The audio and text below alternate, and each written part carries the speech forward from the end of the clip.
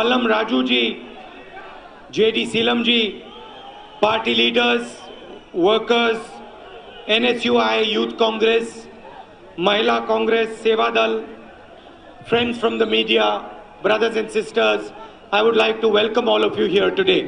ఇక్కడ ఉన్నటువంటి పెద్దలందరికీ మీడియా వారికి అందరికీ కూడా నేను స్వాగతం పలుకుతా ఉన్నాను. I would like to start here by repeating our commitment to Andhra Pradesh. ఈ రోజు నా మరి మీతో మాట్లాడటాన్ని మన ఏదైతే కాంగ్రెస్ పార్టీ అంకితమైందో అదే ఆంధ్రులకు ఇష్టమైనటువంటి అంశాన్ని నేను మాట్లాడదలుచుకున్నా.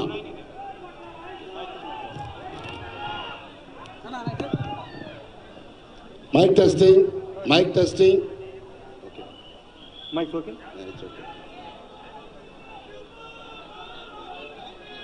So I would like to start by speaking to you about special status of Andhra Pradesh and all the commitments that were made to Andhra Pradesh. మొట్టమొదటిసారిగా ఆంధ్రప్రదేశ్కు కాంగ్రెస్ పార్టీ ఇచ్చినటువంటి వాగ్దానమైనటువంటి ఆంధ్రప్రదేశ్కు హక్కైనటువంటి ప్రత్యేక హోదా తరగతితోనే నేను నా మాట్లాడటం నా ప్రసంగాన్ని మొదలు పెడతాను. When Manmohan Singh ji committed to this state that we will give special status and that we will give what Andhra Pradesh deserved, it was not just an individual who made the commitment. It was the Prime Minister of India. ఆంధ్రులందరికీ కూడా ఏం కావాలో అని ఆలోచించి doctor Manmohan Singh గారు అలనాటి ప్రధాని గారు ప్రత్యేక హోదా ఆయన పార్లమెంట్లో వాగ్దానం చేసినప్పుడు కేవలం ప్రధానమంత్రి కేవలం మన్మోహన్ సింగ్ గారు ఒక వ్యక్తి కాదు చేసినటువంటిది, భారతదేశ ప్రధానమంత్రి ఆంధ్రులకు ఆ వాగ్దానం చేశారు. And it was a commitment made by the Prime Minister of India on behalf of India. భారత ప్రభుత్వం భారతదేశం తరఫున ప్రధానమంత్రి అయినటువంటి మన్మోహన్ సింగ్ గారు ఆనాడు ప్రత్యేక హోదా హామీ ఇచ్చారు. ప్రత్యేక హోదా పార్లమెంట్లో హామీ ఇచ్చారు. Mr. Modi has been Prime Minister for 5 years. Modi గారు ఈ 5 సంవత్సరాలు ప్రధానమంత్రిగా ఉన్నారన్న విషయం మీకు తెలుసు. And he has not fulfilled this commitment. ఆయన చేసినటువంటి వాగ్దానాన్ని ఎప్పుడూ కూడా ఇంతవరకు ఆయన అమలు పరచలేదు. And frankly, I am surprised that the parties in Andhra Pradesh are not aggressively pushing for Mr. Narendra Modi to give Andhra what it has been promised. నాకు చాలా ఆశ్చర్యం వేస్తూ ఉంది. ఆంధ్రప్రదేశ్లో ఉన్నటువంటి ఈ ప్రాంతీయ పార్టీలు మరి ప్రధానమంత్రి నరేంద్ర మోడీ మీద ఎందుకు మీరు ఆ రకమైనటువంటి ఒత్తిడి తేలేకపోయారు? చాలా నాకు ఆశ్చర్యకరంగా ఉంది. మీరు ఎందుకు ప్రధానమంత్రి మోడీని మెడలు వంచి ప్రభుత్వాన్ని మాకు ప్రత్యేక హోదా ఇవ్వండి అని అనలేకపోయారు ఈ ప్రాంతీయ పార్టీలు? So it is not only a commitment made by the Congress party and Manmohan Singh ji, it is a commitment made by the country to Andhra Pradesh, and it is our commitment that we will give Andhra Pradesh special status the moment we come to power in Delhi. కేవలం కాంగ్రెస్ ప్రధానమంత్రి అయినటువంటి మన్మోహన్ సింగ్ కాదండి, అన్ని పార్టీల వారు, దేశంలో ఉన్నటువంటి అన్ని వర్గాల వారు, అంత ప్రజలు, దేశ ప్రజల అందరి తరఫున భారతదేశ ప్రధాని ఆంధ్రప్రదేశ్కు జరిగినటువంటి అన్యాయాన్ని తీర్చడానికి ఆంధ్రులకు ప్రత్యేక హోదా ఆంధ్రప్రదేశ్కు ఆ రోజు పార్లమెంట్లో అనౌన్స్ చేసింది. అది మనం ఇచ్చినటువంటి వాగ్దానం, దేశ ప్రజల సాక్షిగా మనం ఆంధ్రప్రదేశ్కి ఇచ్చినటువంటి వాగ్దానం. And we want Andhra Pradesh to be a shining example to other states, so we will support Andhra Pradesh in building itself into one of the most advanced states of the country. భారతదేశంలో కల్లా అగ్రగామి ఆంధ్రప్రదేశ్గా మారాలి, దాన్ని అగ్రగామి ఆంధ్రప్రదేశ్గా మనం అభివృద్ధి చేయాలన్నదే Congress party లక్ష్యమని మనం చేస్తా ఉన్నాను.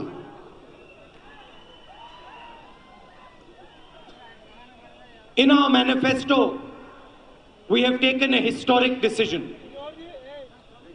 ఎన్నికల వాగ్దాన పత్రం కాంగ్రెస్ దానిలో ప్రత్యేకంగా మనం మనవి చేయడం జరిగింది.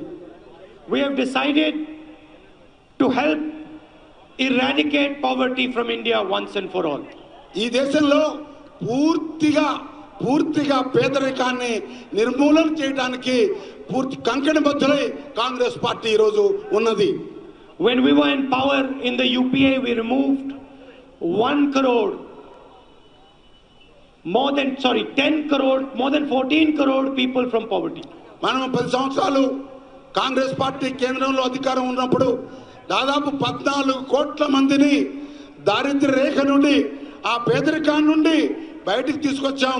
వారికి ఆ పేదరికం అనేటువంటి తెలియకుండా చేసినటువంటి ఘనత 10 సంవత్సరాల యూపీఏ పాలనలో కాంగ్రెస్ పార్టీ సాధించింది అని చెప్తానికి సంతోషంగా ఉన్నది. We used Manrega, through which we gave jobs to millions of people. ఉపాధి హామీ పథకం కింద ఎన్నో లక్షల మరి పనులు చేయించాము. మరి పేదవారి చేత వారి జీవితాల్లో వెలుగు నింపాము అని చెప్తా ఉన్నాను. We gave thousands of crores to our women through the self-help group movement.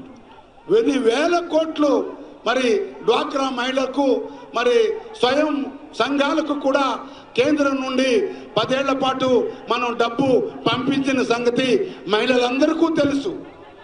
Andhra showed direction to the whole country in the self-help group movement. పూర్తిగా భారతదేశంలో ఆంధ్రప్రదేశ్ మిగతా రాష్ట్రాలకు దారి చూపి మాదిరి రాష్ట్రంగా ఈ మహిళా అభివృద్ధికి, మహిళల ఉన్నతికి కృషి చేసిన సంగతి మీ అందరికీ తెలుసు. We gave the right to food security to our country. మనము ఆహార భద్రత హక్కు ప్రతి ఒక్క భారతీయుడికి ఈ దేశంలో ఇవ్వడం జరిగింది. Gave our children meals in the schools. మరి మధ్యాహ్న భోజనం మరి చదువుకునేటువంటి పిల్లలకు కాంగ్రెస్ పార్టీ ద్వారానే మొదలు పెట్టబడింది. And we created a new law to protect the land of farmers, tribals, Dalits. మరి మీ అందరికీ తెలుసు 2013లో ల్యాండ్ ఎక్విజిషన్ చట్టాన్ని తీసుకొచ్చి రైతుల భూమిని ఎవరైనా తీసుకోవాలంటే రైతుకు సరైనటువంటి కాంపెన్సేషన్, వారికి పరిహారం ఇవ్వాలి. అదేవిధంగా అడవుల్లో ఉన్నటువంటి మరి ట్రైబల్స్, గిరిజనులకు వారి భూమిని ఎవరు హరించని విధంగా చట్టాన్ని తీసుకొచ్చాం. దళితులకు ఇచ్చినటువంటి భూమికి పట్టాలు ఇచ్చి వారి చేతులకి అప్పజెప్పాలనేటువంటి చట్టాలు చేయడం జరిగింది.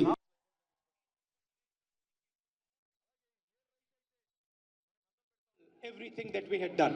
కానీ దురదృష్టం 2014లో నరేంద్ర మోడీ గారు ఎప్పుడైతే ప్రధానమంత్రి అయ్యారో మనం చేసినటువంటి వ్యవస్థలన్నింటినీ కూడా నాశనం చేసేటువంటి మరి పని చేశారని చెప్పడానికి చాలా బాధగా ఉన్నది.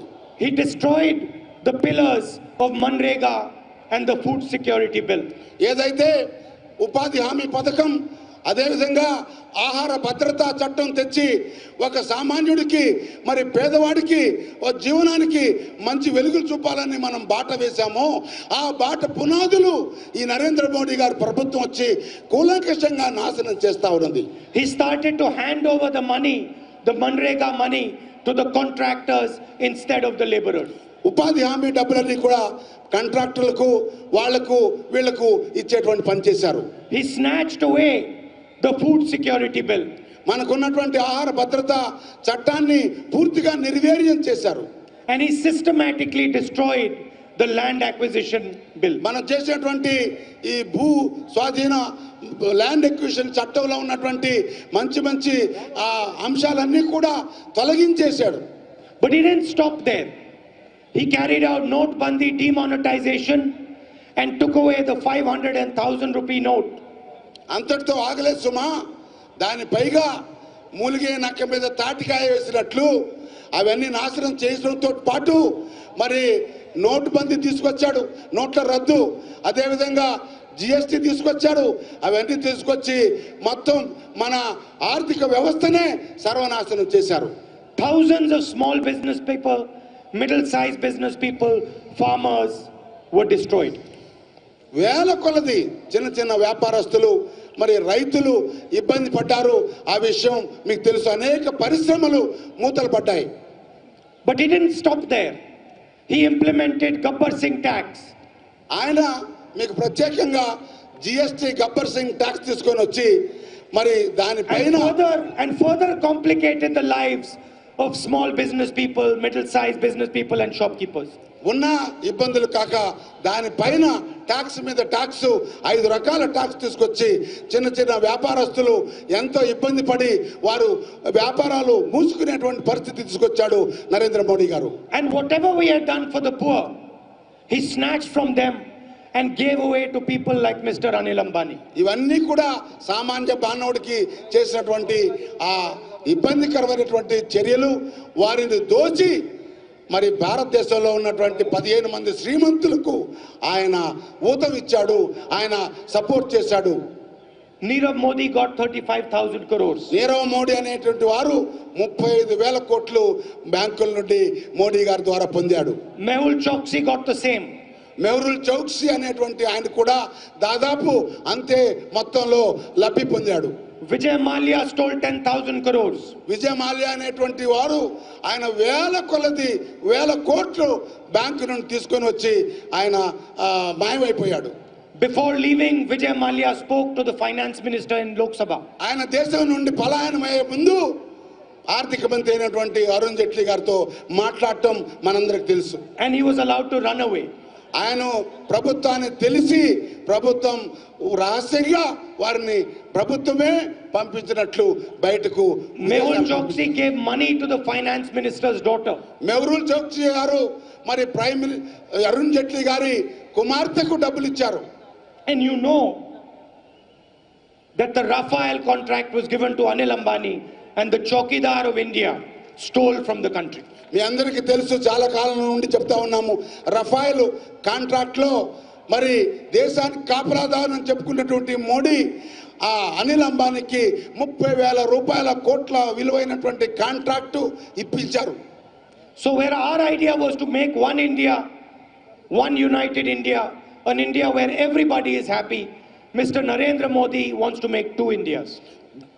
గత 10 సంవత్సరాలు యూపీఏ పాలనలో అందరూ ఏ రకంగా అభివృద్ధి చేసి భారతదేశం అంతా కూడా ఒకటిగా చేసి సంతోషంగా ఉండేలాగా సిరి సంపదలతో విలసిల్లేలాగా చేసే ప్రయత్నాన్ని సడన్ గా మోడీ గారు 2014లో వచ్చి దాన్ని మొత్తాన్ని కూడా విధ్వంసం చేశాడు.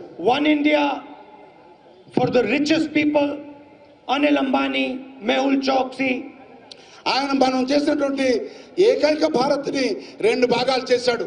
ఒకటి మెహుల్ చౌక్సీ అలాంటి శ్రీమంతుల ఇండియా, రెండవది మరి పేదల India. And another India for the farmers, for the laborers, for the unemployed youngsters. ఆ రెండవది పేదలు, వ్యవసాయదారులు, మరి ఇబ్బంది పడేటువంటి కర్షకులు వారిది ఇంకొక India శ్రీమంతులది.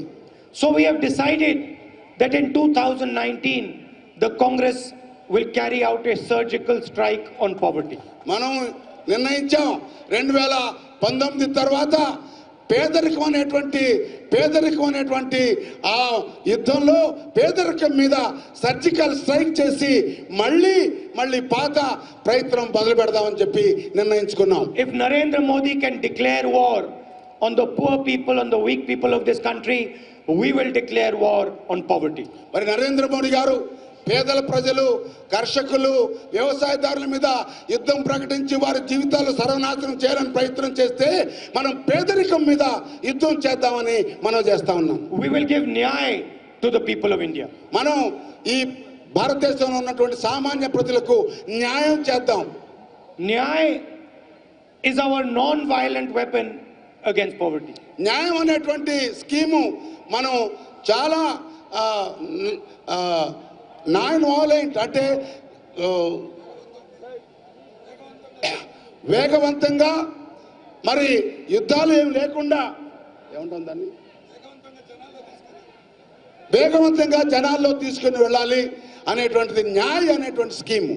I want to explain a little bit about our new scheme called Nyay. కొత్త ఈ పథకాన్ని గురించి మీకు కాస్త వివరంగా చెప్పాలని అనుకుంటున్నాను ఈవేళ. It is a very, very simple idea.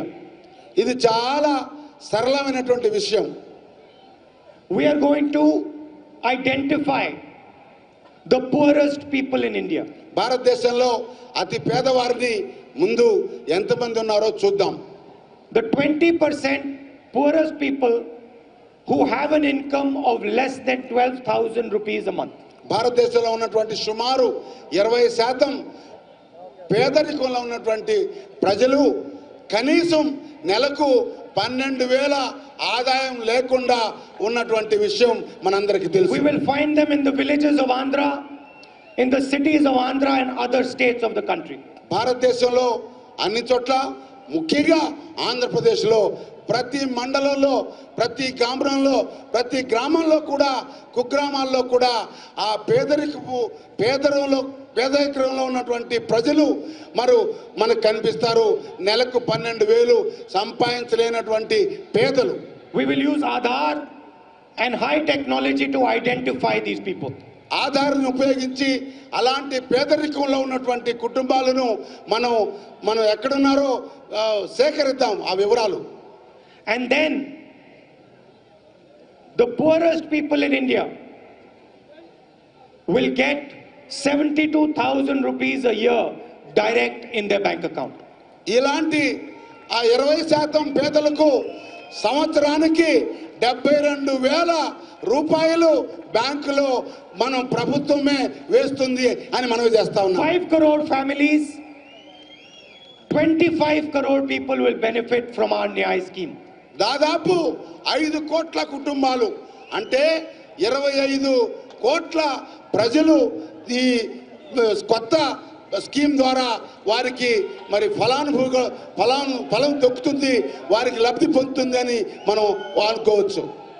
Every month these people will get money directly into the bank account. ప్రతి నెల 6,000 రూపాయలు బ్యాంకులో వారికి వేయడం జరుగుతుంది.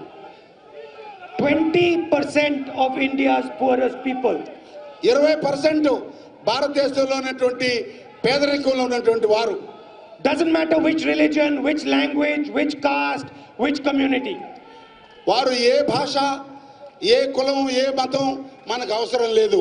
పేదరికంలో ఉన్నటువంటి భారతదేశంలో ఉన్న 20% ప్రజలను మనం ఉద్దేశించి మాట్లాడుతున్నాం. their families will get 3,60,000 rupees in the bank account in 5 years. ప్రతి ఒక్కరికి కూడా ఈ 5 సంవత్సరాల్లో సంవత్సరానికి 72,000 ప్రకారం 3,60,000 రూపాయలు వారి బ్యాంకులోకి ప్రభుత్వం ద్వారా వేయించడం జరుగుతుందని చెప్పి మనం చేస్తా ఉన్నాను. 72,000 rupees a year. 72,000 ప్రతి సంవత్సరం. I am not Mr. Narendra Modi. I do not lie.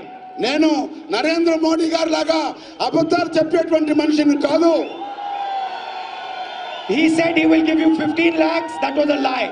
ఆయన నరేంద్ర మోడీ గారు ప్రతి వారి బ్యాంకులో 15 లక్షలు వేస్తానని చెప్పాడు, అబద్ధం ఆడాడు. He lied to you that he will give money to poor people. మీతో అబద్ధం చెప్పి 2014లో ఓట్లు గుంజుకున్నాడు, 15 లక్షలు బ్యాంకులో వేస్తానని చెప్పాడు. And he gave money to the richest in the land. అది ఎప్పుడు కూడా నెరవేరలేదు. I will not tell you a lie. ఆ విధమైనటువంటి అబద్ధం నేను చెప్పేవాడిని కాదు. The government of India cannot give you 15 lakh rupees in your bank account. భారత ప్రభుత్వం 15 లక్షలు ఎవరి బ్యాంకులో వేయడానికి సాధ్యం కాదు. But the government of India can give you 72,000 rupees a year to the poorest people in the country.